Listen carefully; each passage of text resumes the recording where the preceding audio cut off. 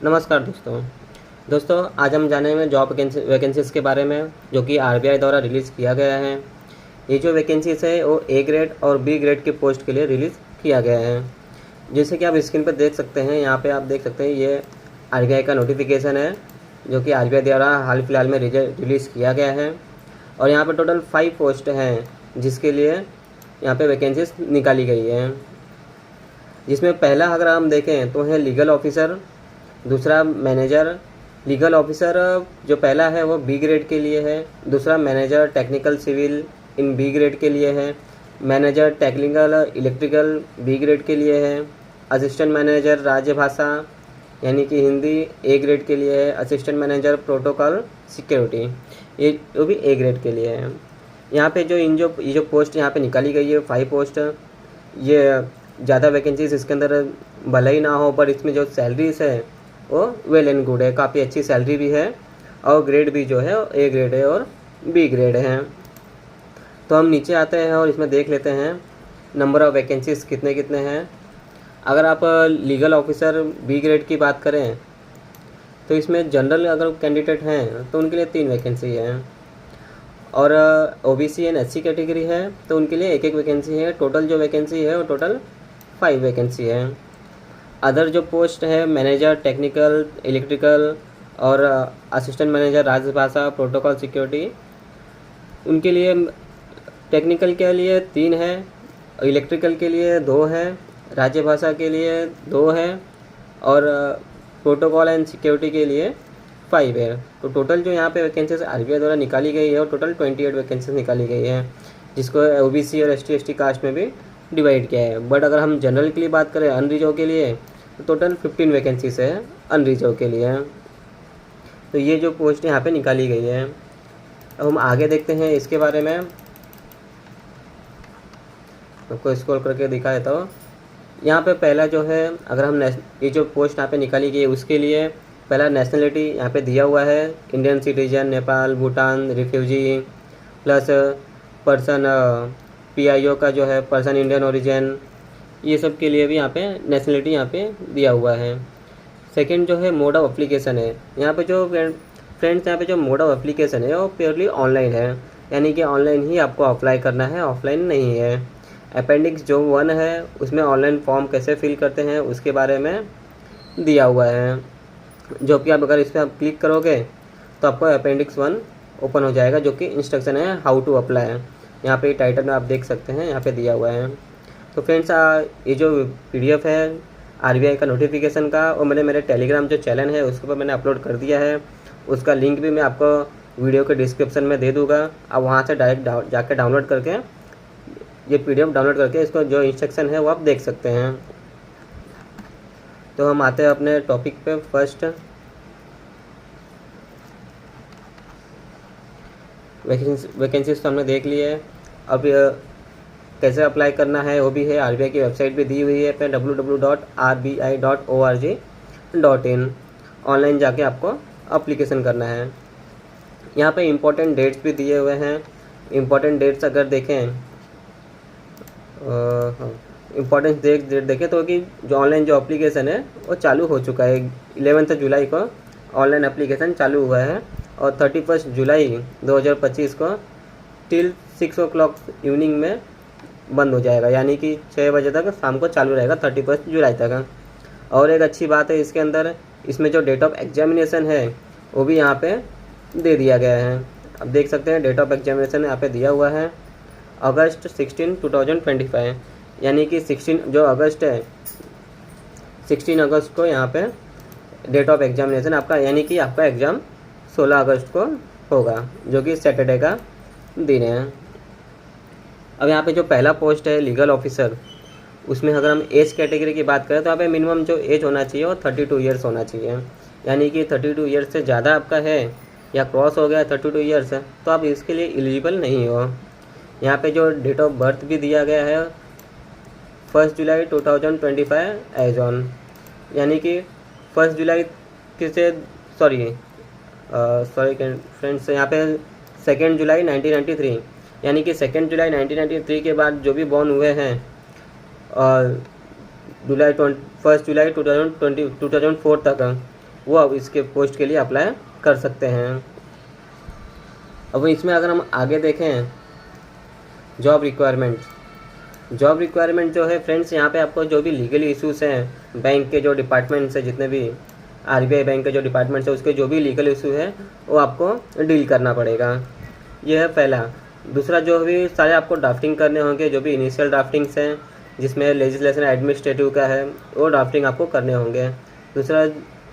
दूसरे जो है इसमें ड्राफ्ट आपको जो प्रिपेयर करने होंगे वो प्लीडिंग, कॉम्प्रहेंसिव इंस्ट्रक्शन, ब्रीफ जो काउंसिल कनेक्शन में है, लिटिगेशन जो भी मैटर हैं उनके जो भी प्लीडिंग्स होते हैं उनके ड्राफ्ट्स आपको प्रिपेयर करने होंगे। और साथ ही साथ फ्रेंड्स आपको जितने भी कोर्ट्स हैं आरबीआई के, जिस भी कोर्ट्स में मैटर होगा जो कि यहाँ पे दिया हुआ है, conciliation officer, labour court, tribunals etcetera यानी कि किसी भी अदर भी कोर्ट में है तो वहाँ आपको अपीयर होना पड़ेगा, जो कि इस नोटिस में दिया हुआ है।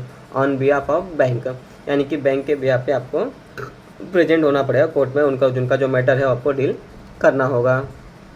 और एक चीज़ यहाँ पे दिया हुआ है, any other work as assigned by bank, यानी कि बैंक के द्वारा अगर आपको कोई और भी वर्क दिया जाता है, यानी कि जिस जगह आपका पोस्टिंग है वहाँ जिस बैंक में, उनके द्वारा आपको इसके अलावा कोई और भी जॉब दिया है तो वो भी आपको करना पड़ेगा, इसमें क्लियरली मेंशन किया हुआ है। अब इसमें नेक्स्ट है एजुकेशन क्वालिफिकेशन लीगल ऑफिसर के लिए। यहाँ पे आपके पास बैचलर डिग्री होना चाहिए, यहाँ पे पास बैचलर लॉ की डिग्री होना चाहिए जो कि मस्ट है, इसके बिना आपको एंट्री नहीं मिलेगा। प्लस जो बैचलर लॉ की डिग्री है मिनिमम 50% मार्क्स होने चाहिए आपको, यानी कि आपका जो परसेंटेज है वो मिनिमम 50% होना चाहिए। जो SC ST कैटेगरी के हैं, PWD कैंडिडेट है उनके लिए 45 दिया गया है, बट बाकी जो जनरल है उनके लिए 50% मार्क्स होने चाहिए यहाँ पे, अगर उससे कम है तो आपको अपॉइंट नहीं किया जाएगा। थर्ड, इसमें आगे इसमें एक्सपीरियंस भी दिया हुआ है। अगर हम एक्सपीरियंस में देखें तो इसमें एसेंशियल है जो कि ज़रूरत है वो, पहला तो आपका बार काउंसिल में एनरोलमेंट होना चाहिए, पहला तो आपका पास लॉ की डिग्री होनी चाहिए, 50% मार्क्स या 40% अगर आप शेड्यूल कास्ट है तो। उसके बाद सेकेंड होगा बार काउंसिल में आपका एनरोलमेंट होना चाहिए, क्योंकि जब तक आपका बार काउंसिल में एनरोलमेंट नहीं होगा भारत के किसी भी एक स्टेट बार काउंसिल में, तब तक आप एज एन एडवोकेट कंसिडर नहीं किए जाते हैं, यानी कि बार काउंसिल में एनरोलमेंट के बाद ही आपको एज एन एडवोकेट कंसिडर किया जाता है। प्लस 2 इयर्स का एक्सपीरियंस होना चाहिए, 2 years experience as an advocate होना चाहिए पहला। अगर आप एज एन एडवोकेट हैं तो आपके पास 2 इयर्स का एक्सपीरियंस होना चाहिए कोर्ट में प्रैक्टिस करने का। दूसरा, लॉ ऑफिसर किसी भी बैंक में, इंस्टीट्यूशन में, आप देख सकते हैं यहाँ पे लिखे हुए किसी भी लार्ज बैंक में, financial institution, statutory corporation, company, state government, central government, post enrolment with bar council. अगर आप किसी भी पोस्ट के, किसी भी बैंक के या किसी भी फाइनेंशियल इंस्टीट्यूशन के या कंपनी के या स्टेट या सेंट्रल गवर्नमेंट में लीगल डिपार्टमेंट में एज ए लॉ ऑफिसर आप ऑलरेडी अपॉइंटेड हैं, यानी कि आप 2 साल मिनिमम वर्क कर रहे हैं, तो आप ये पोस्ट के लिए आप एलिजिबल हैं अप्लाई करने के लिए। दूसरा, और एक थर्ड भी इसमें दिया हुआ है, फुल टाइम टीचर। अगर आप किसी भी लॉ कॉलेज में, यूनिवर्सिटी में टीचिंग कर रहे हैं, आप लॉ के टीचर्स हैं और 2 साल आपको हो गया तो एज आपका 2 साल एक्सपीरियंस है कंसिडर किया जाएगा और इसके लिए आप अप्लाई कर सकते हैं। इसमें एक चीज़ है, बार काउंसिल का सर्टिफिकेट आपके पास होना अनिवार्य है, जो कि रिक्वायर्ड है। एक्सपीरियंस जो है उसके अंदर पहला आपका बार काउंसिल का सर्टिफिकेट लेंगे। दूसरा, अगर आप किसी बार एसोसिएशन में मेंबर है, यानी कि आप किसी भी कोर्ट में प्रैक्टिस करते हैं, वहाँ का जो बार एसोसिएशन होता है वहाँ के मेंबर हैं, तो वहाँ से आपको सर्टिफिकेट देना होगा। या फिर जिस प्रिसाइडिंग ऑफिसर के सामने आपने प्रैक्टिस किया है, प्रिसाइडिंग ऑफिसर यानी कि जज, जिस कोर्ट में आप प्रैक्टिस करते हैं वहाँ के जो जज होते हैं, वहाँ से भी आप एक सर्टिफिकेट आप बनवा सकते हैं, जो कि मिलता ही है प्रैक्टिस का, जिससे साबित होगा कि आप 2 इयर्स प्रैक्टिस किए हैं वहाँ पे। यहाँ पे एक्सपीरियंस और नॉलेज जो कि ड्राफ्टिंग, प्लीडिंग एंड डॉक्यूमेंट्स के लिए, वहाँ पे इसमें आपको banking law, company law, labour law और कॉन्स्टिट्यूशनल लॉ, इसके आपको एक्सपीरियंस नॉलेज होने चाहिए। और एक्सपीरियंस जो है वो ड्राफ्टिंग, प्लीडिंग एंड डॉक्यूमेंट्स के आपके पास होने चाहिए। सिलेबस के बारे में अपेंडिक्स 2 में भी दिया गया है। यहाँ पे हम स्ट्रक्चर भी देख लेते हैं, यहाँ पे भी दिया हुआ है। यहाँ पे दिया हुआ है 2 पेपर जो होगा, पेपर टाइप्स आपका 2 पेपर होंगे, जिसमें पहला जो होगा जनरल नॉलेज ऑफ लॉ, यानी कि जनरल नॉलेज ऑफ लॉ का जो एग्ज़ाम होगा वो होगा। दूसरा होगा इंग्लिश डिस्क्रिप्टिव टाइप क्वेश्चन होंगे, पेपर 1 एंड पेपर 2। पेपर 1 जो है फ्रेंड्स, इसमें 2 पार्ट में डिवाइड किया गया है पेपर 1 को, जिसमें पहला होगा ऑब्जेक्टिव टाइप्स। ऑब्जेक्टिव टाइप जो क्वेश्चन होंगे उसमें 30 क्वेश्चन हो गए, 30 मार्क्स के लिए। एक क्वेश्चन 1 मार्क्स के लिए होता है। ऑब्जेक्टिव टाइप जो क्वेश्चंस होते हैं उसमें एक क्वेश्चन दिया होता है, उसके साथ 4 ऑप्शंस दिए होते हैं। 4 में से एक option you have to choose है, आपको एक ऑप्शन चूज़ करने होंगे 4 में से, तो वो 30 क्वेश्चंस आपके पास होंगे। दूसरा जो जनरल नॉलेज ऑफ लॉ है उसमें सेकंड जो होगा डिस्क्रिप्टिव टाइप्स होगा, यानी कि पेपर 1 को 2 पार्ट में डिवाइड किया हुआ है, एक ऑब्जेक्टिव और एक डिस्क्रिप्टिव। ऑब्जेक्टिव 30 मार्क्स का, डिस्क्रिप्टिव 120 मार्क्स का। और इसके लिए जो टाइम मिलेगा आपको 3 आवर्स का पूरा टाइम आपको मिलेगा इस क्वेश्चन को लिखने के लिए, यानी कि ये रिटन एग्जाम है। और आगे हम देखें पेपर 2 है, वो डिस्क्रिप्टिव टाइप है, इंग्लिश लैंग्वेज है, जिसमें 100 मार्क्स का पेपर होगा। 100 मार्क्स के पेपर हैं, इसके लिए भी आपको 3 आवर्स का टाइम दिया जाएगा। इसके बाद दोनों पेपर 1 पेपर 2 क्लियर हो जाने के बाद आपका इंटरव्यू होगा। इंटरव्यू 40 मार्क्स का होगा, 40 मार्क्स का आपका इंटरव्यू होगा। जिसके बाद जो अगर हम टोटल जो पेपर 1 पेपर 2 का टोटल अगर हम देखें, जो टोटल मार्क्स है वो 290 मार्क्स हैं। अगर हम आगे इसमें देखें तो क्वेश्चन नंबर पेपर 1 जो है वो 2 लैंग्वेज में होगा, जिसमें हिंदी और इंग्लिश दोनों लैंग्वेज में आप पेपर सबमिट कर सकते हैं, उसके लिए कोई भी ऑब्जेक्शन नहीं है। बाकी जो पेपर 2 है वो इंग्लिश ही है, तो इंग्लिश में ही रहेगा। फ्रेंड, जैसे कि जो अदर स्टेट्स होते हैं, यूपी, बिहार, मध्य प्रदेश, ऐसे झारखंड, ऐसे वहाँ की जो लैंग्वेज हिंदी होती है, अगर वहाँ के कैंडिडेट हैं आप, तो आप हिंदी ऑप्शन चूज़ कर सकते हैं। अगर आपको इंग्लिश आता है तो आप इंग्लिश में सबमिट कर दिया, अदरवाइज़ हिंदी का ऑप्शन तो है ही है। जो भी आपके लिए बेटर हो वो ऑप्शन के हिसाब से आप एग्ज़ाम के टाइम में फॉर्म सबमिट करना। ऐसा मत करना कि आप को हिंदी अच्छा है इंग्लिश अच्छा नहीं है फिर भी आप इंग्लिश में सबमिट करो, ऐसा नहीं मत करना, फेल होने के चांसेस होते हैं। अगर हिंदी बेटर पड़ता है तो कोई हिंदी में करो। यहाँ पे ऑप्शंस आपके लिए दिए हुए हैं। पेपर 1 पेपर 2 जो है वो क्लियर हो जाएगा, तो उसके बाद आपको इंटरव्यू के लिए कॉल किया जाएगा। बोर्ड द्वारा आपका सिलेक्शन होगा, वो भी आपके जो मार्क्स आएंगे पेपर 1 पेपर 2 के, उसके हिसाब से बोर्ड के द्वारा डिसाइड किया जाएगा और आपको इंटरव्यू के लिए कॉल किया जाएगा।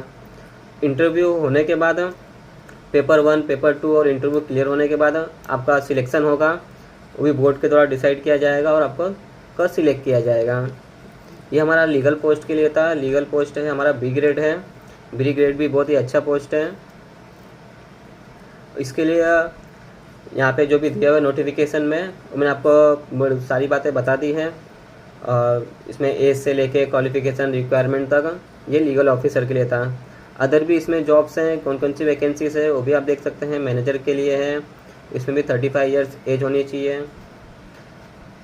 एजुकेशन क्वालिफिकेशन बैचलर डिग्री होनी चाहिए सिविल इंजीनियरिंग का।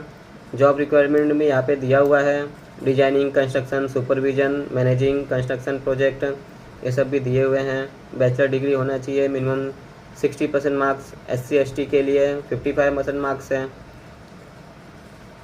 यहाँ पे 3 इयर्स का प्लस एक्सपीरियंस भी मांगा गया है, आपके पास 3 इयर्स का एटलीस्ट एक्सपीरियंस होना चाहिए। और मैं आगे इसमें बताऊँ तो इसमें टोटल इसमें भी 2 पेपर्स होंगे, paper 1 and paper 2। Paper 1 objective है, फिर उसमें test of professional knowledge and job knowledge, वो 100 मार्क्स का होगा, 1 ईयर का पेपर है, 1 आवर का पेपर है। पेपर 2 डिस्क्रिप्टिव टाइप्स है, standard 2 paper. Standard of the paper will be based on B.Ed degree, यानी कि B.Ed का जो डिग्री है बैचलर ऑफ इंजीनियरिंग का, उसके डिग्री के हिसाब से यहाँ पे पेपर्स हो गए 100 मार्क्स का, वो भी 3 इयर्स के। टोटल 200 मार्क्स है, फिर 35 मार्क्स का इंटरव्यू है। सेम है, उसके लिए बोर्ड के द्वारा डिसाइड किया जाएगा, आपको इंटरव्यू के लिए कॉल किया जाएगा। यहाँ पे हिंदी और इंग्लिश दोनों भी दिया हुआ है, दोनों पे भी आप कर सकते हैं। सेकेंड है, थर्ड है मैनेजर टेक्निकल इलेक्ट्रिकल, इसके भी पोस्ट आप दिया हुआ है यहाँ पे, वो भी आप देख सकते हैं।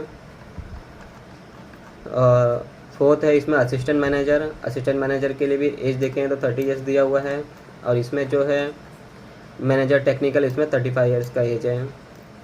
क्वालिफिकेशन आपके पास डिग्री इंजीनियरिंग का डिग्री होना चाहिए, इलेक्ट्रिकल इंजीनियरिंग का। इसमें भी एक्सपीरियंस मांगे गए हैं। 3 इयर्स का एक्सपीरियंस है इसके अंदर, 3 इयर्स के आपको एक्सपीरियंस लगेगा। पेपर तो मैंने आपको बता दिया। और इसमें असिस्टेंट मैनेजर का 30 इयर्स का एज होना चाहिए। PhD क्वालिफिकेशन आपके पास होना चाहिए। जॉब रिक्वायरमेंट इसमें इंग्लिश और हिंदी दोनों ऑप्शन है, इसमें भी दिया हुआ है। आपके पास 2nd क्लास मास्टर डिग्री होना चाहिए हिंदी में विथ इंग्लिश, बैचलर डिग्री है ये आपके पास होना चाहिए। बायलैंग्वेज वर्ड यानी कि 2 लैंग्वेज में है, तो 2 भाषी है। इसका पेपर अगर हम देखें तो इसमें भी ऑब्जेक्टिव टाइप्स है, जिसमें reasoning 35, English language 35, general awareness, special difference of banking, economic, commerce, वो भी 35 मार्क्स के हैं। सब 30 minutes, 20 minutes, 30 minutes, 30 minute, 20 minute and 40 marks, 40 minutes के आपके पास टाइमिंग्स होंगे। पेपर 1 जो होगा आपके पास 150 मार्क्स का होगा। पेपर 2 जो होगा 50 मार्क्स का होगा, उसके लिए आपको 60 मिनट्स है आपके पास, यानी कि 1 आवर है।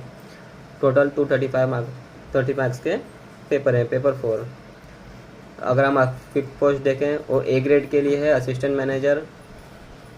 इसमें जो एज है 25 ईयर्स से 40 ईयर्स तक का दिया हुआ है, यहाँ की 40 ईयर्स के अबव नहीं होना चाहिए। जो भी रिस्पॉन्सिबिलिटी है ऑफिसर की, जनरल रोल एंड रिस्पॉन्सिबिलिटी है, इसमें कई सारे हैं। CCTV internal security, CCTV surveillance, protocols, maintenance activity, fire prevention, administration and any other work, जो कि हर एक किस्से में दिया हुआ है, जो कि अदर वर्क आपको दिया जाएगा। यहाँ पे मिनिमम जो एक्सपीरियंस मांगा गया है कैंडिडेट से, मिनिमम 10 ईयर्स का होना चाहिए। 5 ईयर्स PWD के लिए है। और इसमें हम आगे देखते हैं, इसमें भी एग्ज़ाम जो होगा, टेस्ट ऑफ रीजनिंग होगा 50 नंबर्स का, 50 नंबर ऑफ क्वेश्चन होंगे 50 मार्क्स के। टेस्ट ऑफ इंग्लिश लैंग्वेज होगा 25 मार्क्स का, 50 क्वेश्चंस। जनरल अवेयरनेस 50 क्वेश्चंस होंगे 50 मार्क्स के। Test of professional knowledge 50 question होंगे 75 मार्क्स के। इंटरव्यू होगा 35 मार्क्स का, टोटल 235 मार्क्स के होंगे। यहाँ पे एक चीज़ है कि यहाँ पे रॉन्ग आंसर पर आपका 1/4 मार्क्स काट लिया जाएगा, जो कि अदर में अपने को नहीं देखा हमने। बेंच मार्क्स के लिए पर्सन विद बेंच डिसेबिलिटी, जो पर्सन डिसेबिलिटी पर्सन है उनके लिए दिया हुआ है। ठीक है, तो इसमें हम आगे देखते हैं। हम आते हैं सैलरी पे। सैलरी कितनी है इसमें? हाँ, ये देखिए एप्लीकेशन फ़ी जो है यहाँ पे नॉन रिफंडेबल है, सॉरी। जो भी आप पे करोगे SC ST PWD के लिए 100 रुपीज़ है विद GST, जो कि रिफंडेबल नहीं है। जनरल OBC EWS के लिए 600 रुपीज़ है प्लस GST, 18% GST। स्टाफ जो है उनके लिए नहीं है, उनको कोई फीस पे नहीं करना है। मंथली जो इमोल्यूमेंट है, यानी कि मंथली जो आपको पे मिलेगा, अगर जो A ग्रेड ऑफिसर हैं उनके लिए जो पे मिलेगा वहाँ पर टोटल बेसिक जो पे है वो 62,000 का है, प्लस अलावेंस। यहाँ पे जो अदर जो अलावेंस होते हैं वो भी रहेगा। टोटल अलावेंस मिला के आपको A ग्रेड के लिए 1,26,100 रुपीज़, ये आपका टोटल सैलरी होगा 17 ईयर्स अप्लीकेबल टू ऑफिसर। जो A ग्रेड ऑफिसर हैं उनके लिए हमने देखा, जो पोस्ट देखा 5 पोस्ट, वो 2 ग्रेड, उसमें 2 ग्रेड्स हैं। पहला B ग्रेड दिया था हमने, लीगल ऑफिसर, फिर मैनेजर, और दूसरा जो A ग्रेड थे उसमें वो राज्य भाषा वगैरह, वो A ग्रेड थे। तो B ग्रेड जो देखते थे, अगर आप लॉ के लिए अप्लाई कर रहे हो, लॉ के कैंडिडेट हो, तो लॉ के लिए आपको B ग्रेड का पोस्ट मिलेगा। बेसिक जो सैलरी है आपका 78,450 है बेसिक सैलरी। सारे जो अलावेंस है वो मिला के आपको 1,41,600 आपको मिलेगा। ये B ग्रेड के जो कैंडिडेट हैं उनके लिए। तो A ग्रेड B ग्रेड में आपको दिखा देता हूँ। देखिए, लीगल ऑफिसर B ग्रेड है, मैनेजर टेक्निकल B ग्रेड है, इलेक्ट्रिकल B ग्रेड है। बाकी 2 पोस्ट A ग्रेड के लिए, 3 post A grade, sorry 2 post A grade के लिए, बाकी 3 पोस्ट है B ग्रेड के लिए। तो यहाँ पे मैंने आपको इसके बारे में बता दिया। इसका अपेंडिक्स भी आप देख सकते हैं कैसे फॉर्म भरना है। फ्रेंड्स, एक बात ध्यान रखना, जब भी आप फॉर्म भरना फिलअप करें RBI की वेबसाइट्स पे, तो पहले इसके जो इंस्ट्रक्शंस हैं वो आप पढ़ लेना, उसके बाद ही आपको अप्लाई करना है। तो इसके जो PDFs है मेरे टेलीग्राम चैनल पे आपको मिल जाएगा, आप वहाँ से डाउनलोड कर लेना। फ्रेंड्स, अगर ये वीडियो आपको अच्छा लगे तो मेरे चैनल को सब्सक्राइब कर देना, लाइक कर देना, बेल आइकन ऑन कर देना और अपने फ्रेंड सर्कल में ज़रूर शेयर करना। थैंक यू फ्रेंड्स, आज के लिए इतना ही। मिलते हैं अगली इन्फॉर्मेटिव वीडियोस में।